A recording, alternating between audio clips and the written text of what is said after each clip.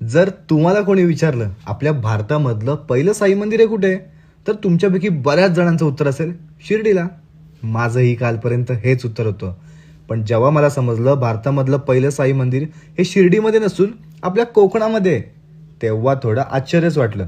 तर ही व्हिडिओ आहे या साई मंदिराची. कोकणामधील कुडाळ गावात असलेल्या या साई मंदिराची स्थापना सन 1922 मध्ये झाली होती. आणि त्याच्या पाठीमागे स्टोरी अशी होती की या गावामध्ये श्री रामचंद्र रावजी हे गृहस्थ राहत होते. ते दत्त मंदिराचे एकदम निस्सीम भक्त आणि त्यांच्या भक्तीला प्रसन्न होऊन स्वतः दत्त महाराज त्यांच्या स्वप्नात आले आणि शिर्डीला ये असं सांगितलं. महाराजांनी बोलवलंय, आता जायला तर लागणारच. रावजी तडकाफडकी शिर्डीला गेले. तिथे त्यांना साई स्वरूपात दत्ताचे दर्शन घडले. बाबांनी त्यांना 1 रुपयाचे नाणे दिले आणि तुम्ही पुढे जा, मी तुमच्या पाठीमागेच येत आहे असा आदेश दिला.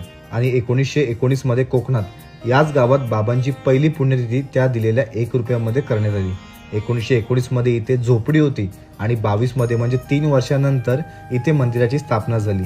आता तुम्हाला कोणी विचारलं साईबाबांचं पहिलं मंदिर हे कुठे आहे, तर तुम्ही ते अचूक सांगू शकाल. पण ज्ञान दिल्याने वाढतं. माझ्याकडून तुमच्यापर्यंत आलंय तसं तुम्ही दुसऱ्यापर्यंत पोहोचवा. बाकी व्हिडिओ कशी होती कमेंटमध्ये नक्की सांगा. अशाच व्हिडिओ पाहण्यासाठी आपल्या चॅनलला फॉलो करायला मात्र विसरू नका.